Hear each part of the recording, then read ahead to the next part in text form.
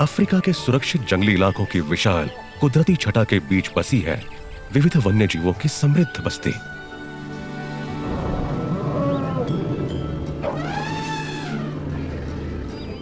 यह है वो जगह जहां जिंदगी अपने पूरे रूप में गुलजार होती है और जहां पशुओं की दुनिया का राज चलता है।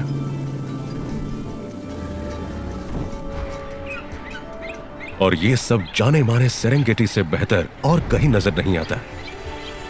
ये उत्तरी तंजानिया में फैले घास के मैदानों और सवाना का एक विशाल इलाका है।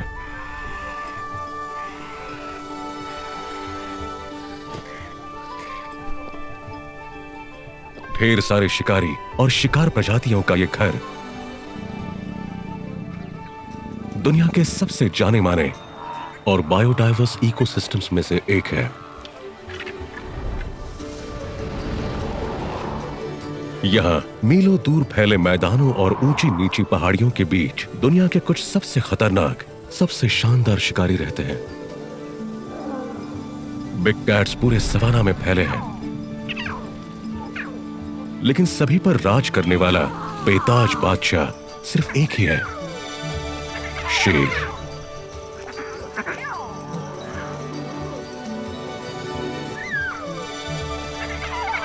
सेरेंगेटी पूरे अफ्रीका में शेरों की सबसे घनी बस्तियों में से एक है।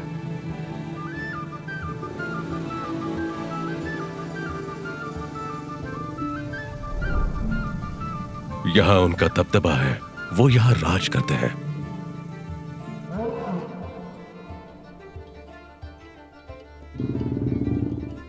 शेर की तरह दिलचस्पी जगाने वाले प्राणी कम ही हैं। खूबसूरत और खूंखार होने के अलावा वो हम जैसे ही हैं। शेर परिवारों में रहते हैं जिनमें खेलते हुए बच्चे और सब्र दिखाती माएं पास खड़ी होती हैं। इसके अलावा सत्ता का जबरदस्त खेल भी है। विशाल आकर्षक नेता झुंड पर राज करते हैं।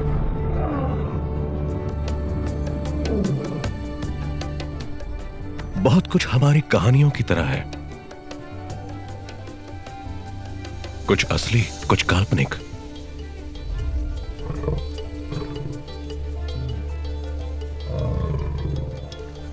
शेर के आत्मविश्वास का गुण हर इंसान अपने अंदर चाहेगा।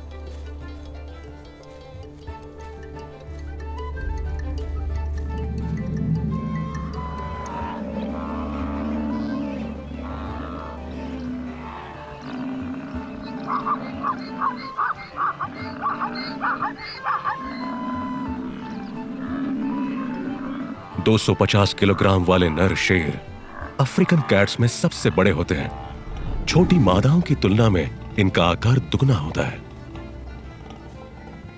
उनकी सारी ताकत उनके शरीर के सामने वाले हिस्से में बसी है। भुजाओं के मोटे अगले हिस्से और मजबूत कंधों से उन्हें शिकार से लड़ने और उन्हें दबोचने की ताकत मिलती है। छोटे और पतले कूल्हे चलने और दौड़ने के लिए बने हैं। और इसके अलावा उनकी एक खास खूबी है। अयाल शेरों की एक सबसे उत्कृष्ट खूबी है। किसी रॉकस्टार के बालों सा गुच्छा जो मादाओं को आकर्षित करने के काम आता है। वैसे इस तरह मादाओं को आकर्षित करने वाले इन खूबियों की एक कीमत होती है।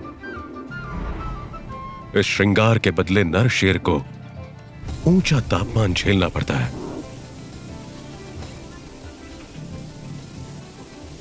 अफ्रीका की गर्मी और नमी में मस्तिष्क और छाती के चारों ओर फैले शक्ति के प्रतीक इन बालों की वजह से ये दोनों अंग शीतल नहीं रह पाते। नर दिखा रहा है कि वो मुश्किलों का सामना कर सकता है। वो कह रहा है, मैं गर्मी को झेल सकता हूं, और वो भी किसी दूसरे नर के बजाय बेहतर तरीके से।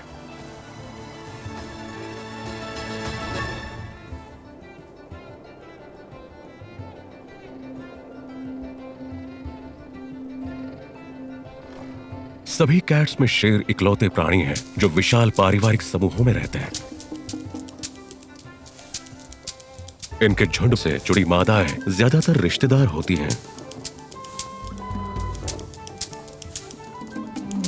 माताएं, बहनें, बेटियां और उनके बच्चे।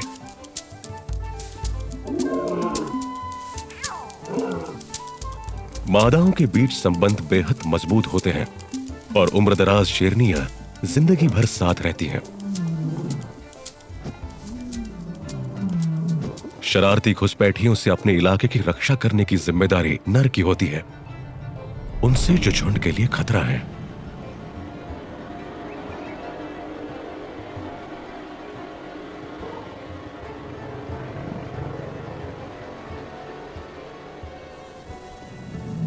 कॉबीज यानी मैदानों में कुदरती रूप से तनकर खड़े ग्रेनाइट और पेड़, ये नर के लिए एकदम सही ठिकाना है जहां से वो निगरानी करते हैं। यहां से शेर दूर तक निगाहें दौड़ाकर अपने इलाके में घुसपैठ करने वालों पर नजर रख सकते हैं।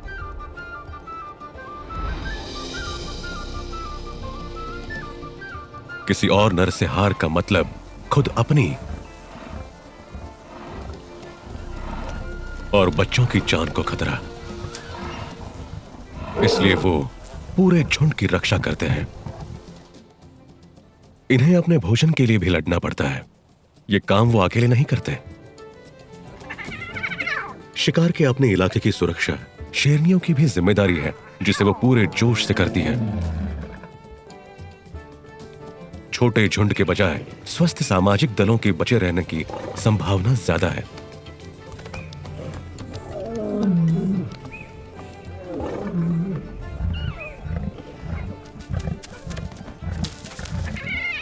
शेरनियां अक्सर एक ही समय पर बच्चों को जन्म देती हैं, जिससे उन्हें पलने बढ़ने के लिए सुरक्षित माहौल मिलता है। खेलने के लिए कई साथी होना बच्चों के लिए जबरदस्त अवसर है। खेल के दौरान वो सामाजिक व्यवहार सीखते हैं, साथ ही तैयार भी होते हैं। जंगल में जिंदगी बिताने के लिए जरूरी हुनर बच्चे छोटी उम्र से ही सीख लेते हैं।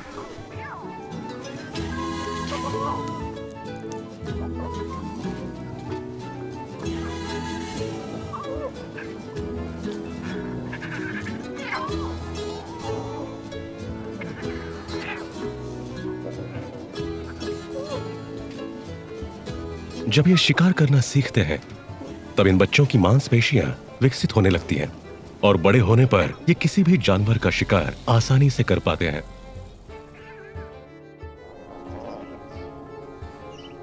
एक कामयाब शिकार का फायदा सिर्फ शेरों के झुंड को ही नहीं मिलता। शिकार का मजा लूट रहे छोटे बड़े शेरों के करीब एक और झुंड मंडरा रहा है। शिकार के मांस और विजेताओं के चेहरे पर मक्खियां भिनभिना रही हैं।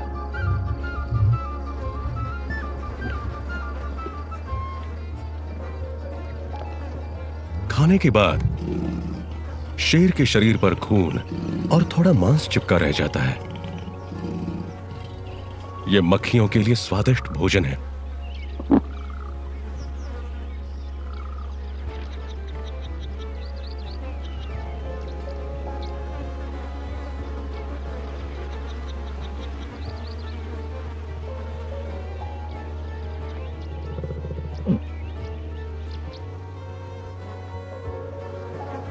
मक्खियां खुले जख्मों पर हमला करती हैं, जो शेरों के लिए बड़ी दर्दनाक स्थिति है। तंजानिया के सेरेंगेटी नेशनल पार्क के पास एंगोरोगोरो कंजर्वेशन एरिया में खून चूसने वाली मक्खियों ने एक बार शेरों को इतना ज्यादा परेशान किया कि उनको भूखा रहना पड़ा।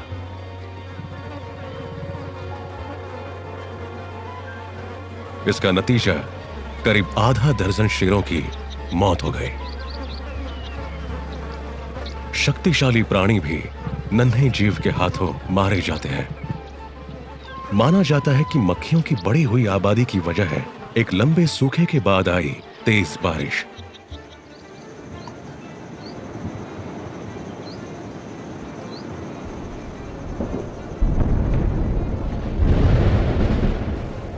सेरेंगेटी में मौसम का उतार चढ़ाव आम बात है। शुष्क मौसम मई में शुरू होकर अक्टूबर तक चलता है।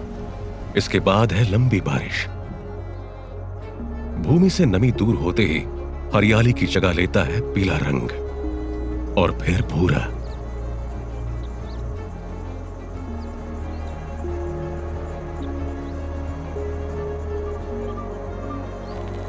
यही समय है जंगली आग का।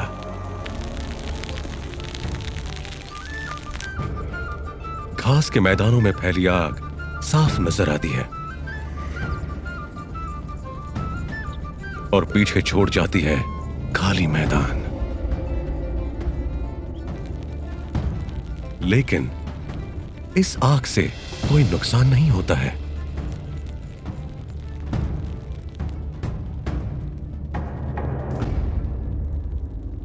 जंगल की आग यहां के कुदरती पुनर्निर्माण का हिस्सा है। आग से पौष्टिक नई घास की पैदावार बढ़ती है, जो चरने वाले जानवरों के जीवन के लिए जरूरी है।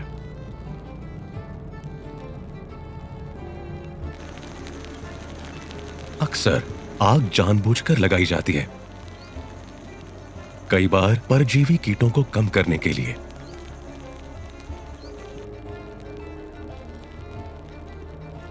आग सेरेंगेटी का उतना ही अहम हिस्सा है जितना उस पर निर्भर प्राणी।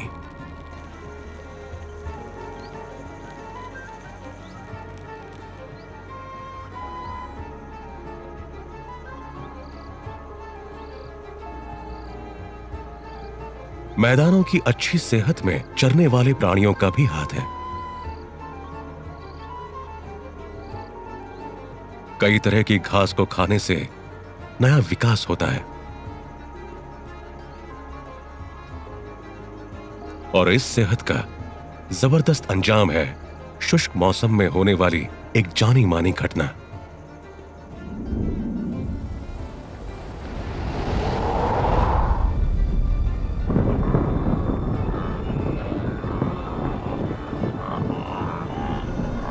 हर साल 10 लाख से अधिक विल्डबीस्ट और हजारों अन्य शाकाहारी प्राणी सेरेंगेटी से गुजरते हैं और ये शेरों के शिकार का मुख्य समय है।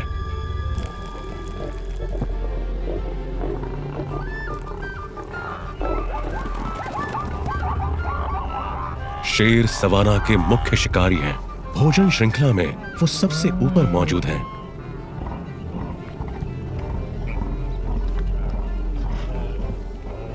उनका काम है शिकार प्राणियों की आबादी को काबू में रखना।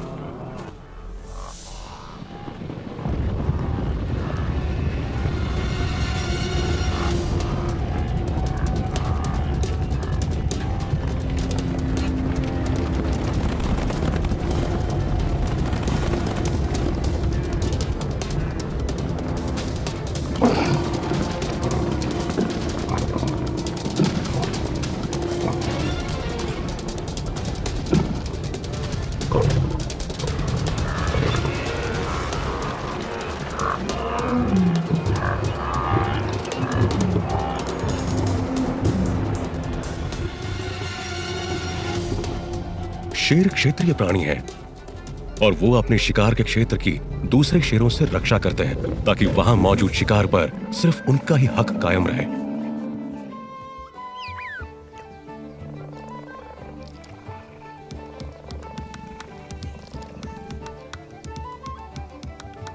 चीतों के लिए जिंदगी मुश्किल है। बड़े मांसाहारी जीवों के मामले में भोजन श्रृंखला में वो सबसे नीचे संघर्ष करते मिलेंगे। उनके जीवन की सबसे अफसोसजनक बात यह है कि कई बच्चे बड़े होने तक जिंदा नहीं रह पाएंगे। 4 या 5 बड़े बच्चों के साथ मादा चीता दिखाई देना दुर्लभ नजारा है।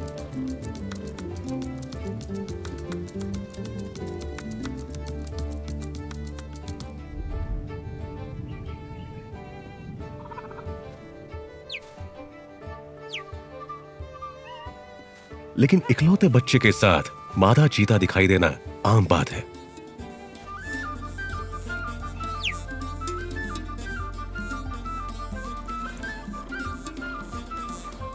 उसकी ममता देखने लायक है।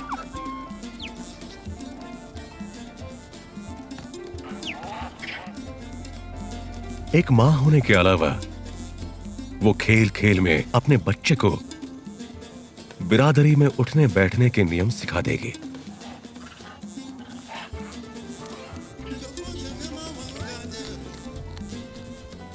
इस खेल में शामिल होती हैं शिकार की बुनियादी बातें और एक कामयाब वयस्क चीता बनने के लिए जरूरी कौशल। सिखाने का तरीका खूबसूरत है। इकलौते वारिस में वो अपना सब कुछ लगा देती है।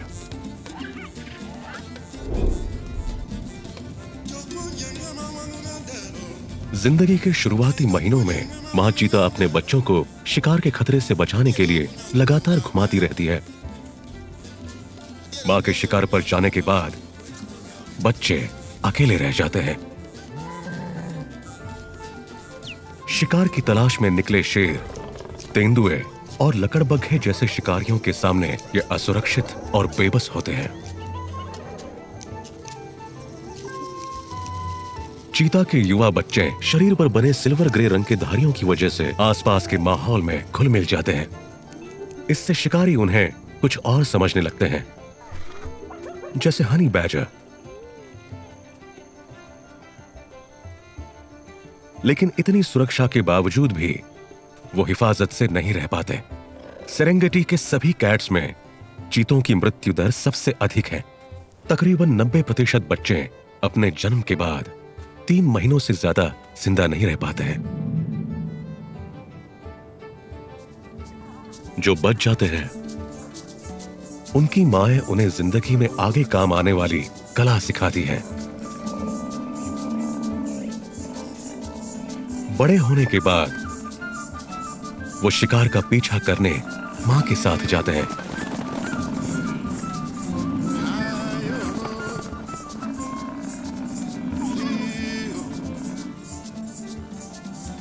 शिकार करने के लिए चीते को खास हुनर की जरूरत होती है।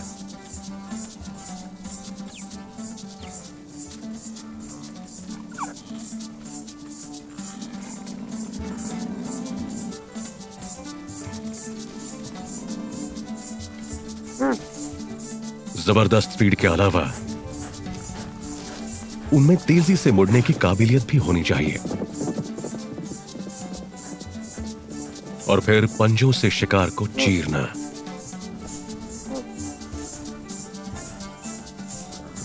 माएं शिकार प्रजाति के बच्चों को पकड़कर फिर छोड़ देंगी, जिससे उसके अपने बच्चे शिकार करना सीखें।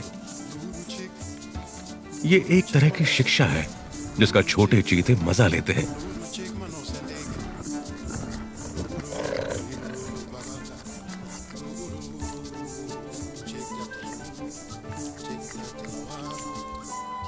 चीते चंचल स्वभाव के होते हैं,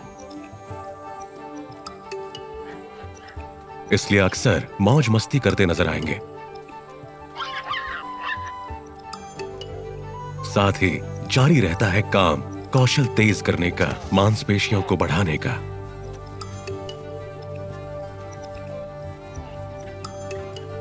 ये सारी खूबियां संसार का सबसे तेज जमीनी जानवर बनने में इनके काम आएंगे।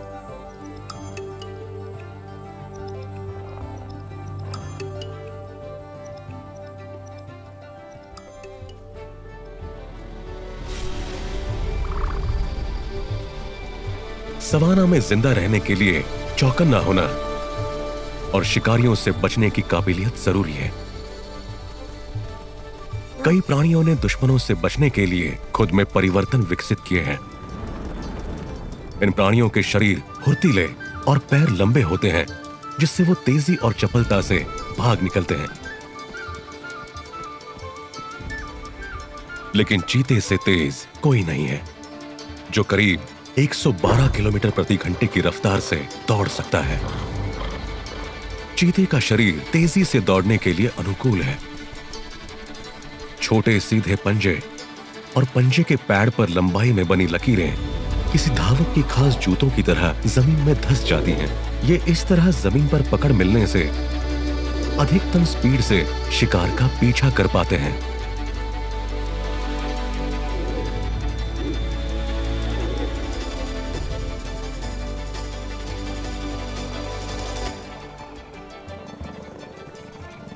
चीते का हल्का फुल्का शरीर तेज दौड़ने में उसकी मदद करता है, लेकिन लकड़बग्घे जैसे दूसरे शिकारियों के मुकाबले वो ताकत के मामले में कमजोर पड़ जाता है। भोजन के लिए जान जोखिम में डालने के बजाय मेहनत से हासिल किए शिकार की कुर्बानी देकर चीते ज्यादा ताकतवर शिकारियों के साथ मुकाबला करने से बचते हैं।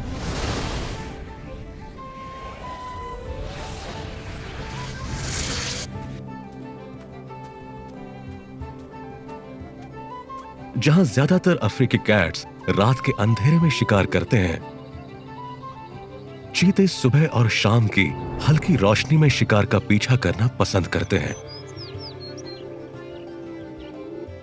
वैसे तो अंधेरे में चीते अच्छी तरह देख नहीं पाते, लेकिन दिन के समय अपनी तेज नजर से इसकी कमी पूरी कर लेते हैं। आंखों के नीचे बने खास काले आंसू के निशान धूप को प्रतिबिंबित करके शिकार पर ध्यान देने में मदद करते हैं। चीते का सुनहरा शरीर खुले सवाना में उसे अच्छी तरह छिपा देता है। उनके धब्बे मध्यम और ऊंचे आकार की घास में घुल मिल जाते हैं।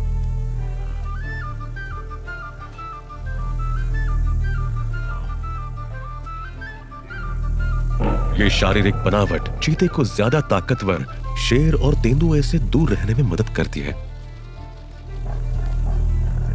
चीते घास के बीच से गुजरते हैं, खतरे की आहट सुनते हैं और दूरी बनाए रखते हैं। उस मुकाबले से बचते हैं जिनमें उनकी जीत नामुमकिन है। चीते जहां खुले सवाना में घूमते हैं, वही तेंदुए उसकी परछाई में रहते हैं।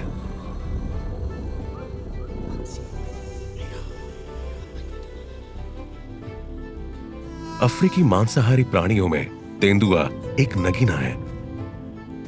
वो दुबले पतले और खूबसूरत होते हैं।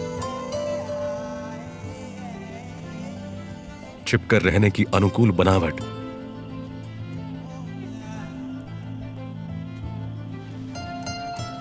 जब चाहे झाड़ियों में गायब होना।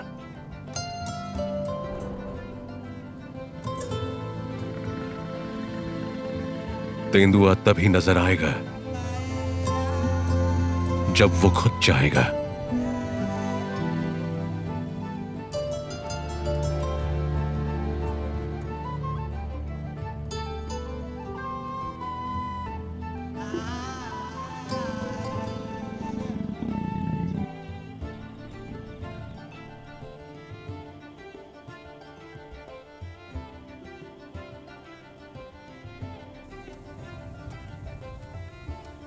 तेंदुए के खूबसूरत निशान छांव में रहने में उसकी मदद करते हैं।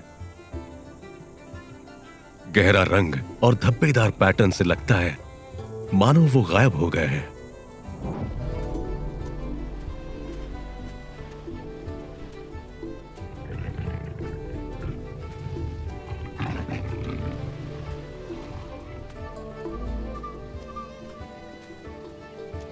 गजब की ताकत और चपलता से तेंदुए अपने से कहीं बड़े शिकार को काबू कर सकते हैं, जैसे गजेल और ज़ेब्रा।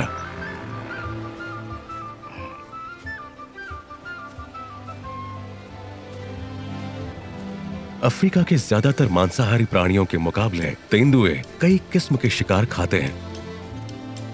जिस ताकत से वो बड़े प्राणियों पर हमला करते हैं, उसी ताकत से छोटे और ज्यादा फुर्तीले शिकार पर छिपकर हमला कर पाते हैं। शिकार करीब होने पर तेंदुए के लिए बस एक छोटी सी दौड़ और झपट्टा ही काफी है।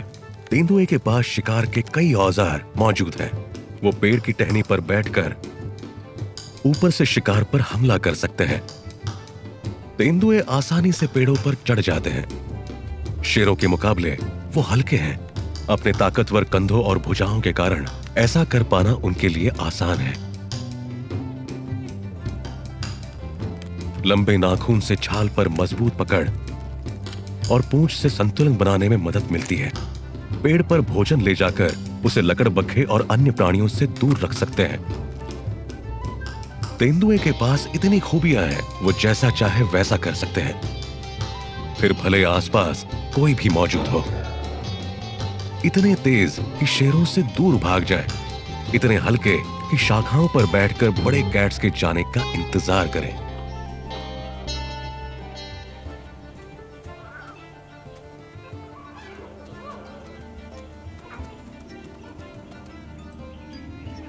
तेंदुए के बच्चे मां के साथ 2 साल तक रहते हैं। बहुत सारे जरूरी कौशल देखते और सीखते हैं।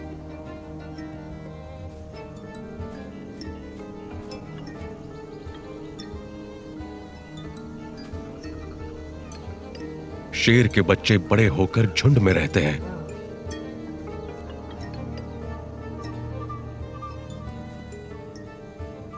वहीं तेंदुए के बच्चे मां के साथ रहकर वो सब सीखते हैं जो अकेले जीवन बिताने के लिए जरूरी है।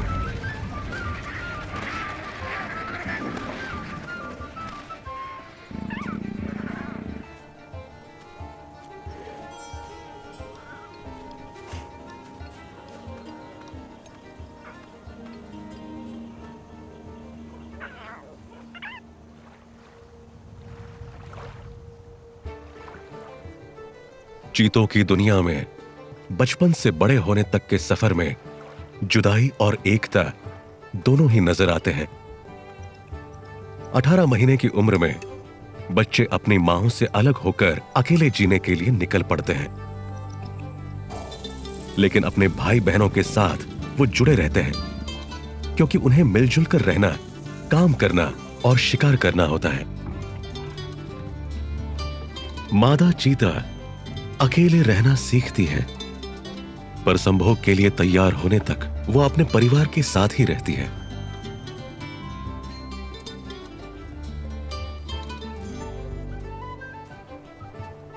इस बीच नर चीते गठबंधन बनाते हैं, उम्र भर रिश्ता निभाते हुए अपने इलाकों की जमकर रक्षा करते हैं।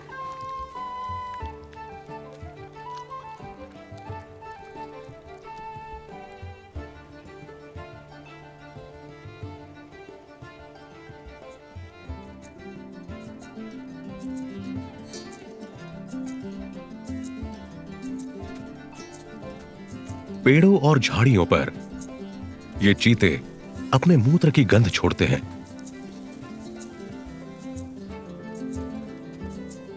अन्य चीतों के लिए ये इशारा है कि ये इलाका किसी और का है और मुकाबले से बचने के लिए वो इस इलाके से दूर ही रहे।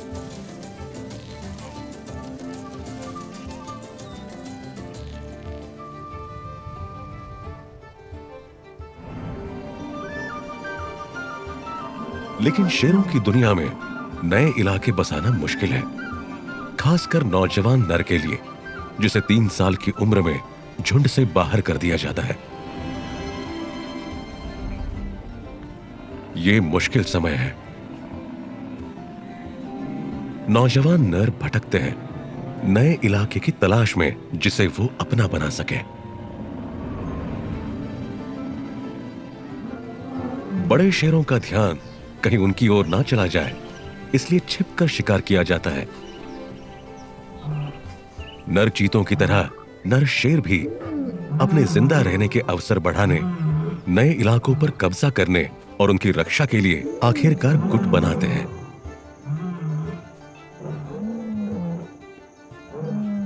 ये भाईचारा जरूरी है।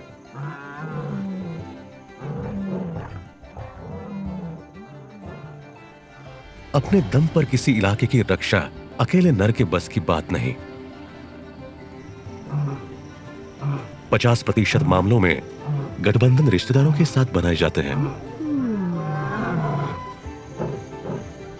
रिश्तेदार ना हो तो छोड़े गए अनजान नरों से काम चलाते हैं, लेकिन अनजान नरों के जुड़ने पर भी उनके रिश्ते भाइयों जैसे मजबूत होते हैं। युवा शेर मिलकर काम करते हैं, अपने रिश्ते में प्यार और वफादारी दिखाते हैं। इससे नर शेरों को ताकत मिलती है जो झुंड पर कब्जा जमाने और अपने बच्चे पैदा करने के लिए बहुत जरूरी है। अनुमान है कि जंगलों में अफ्रीकी शेरों की तादाद 39,000 से ज्यादा नहीं बची है। गैर कानूनी शिकार और खत्म होते आवासी इलाकों के कारण वो अफ्रीका से गायब हो रहे हैं और सेरेंगेटी जैसे सुरक्षित इलाके उनके भविष्य के लिए बहुत खास हैं।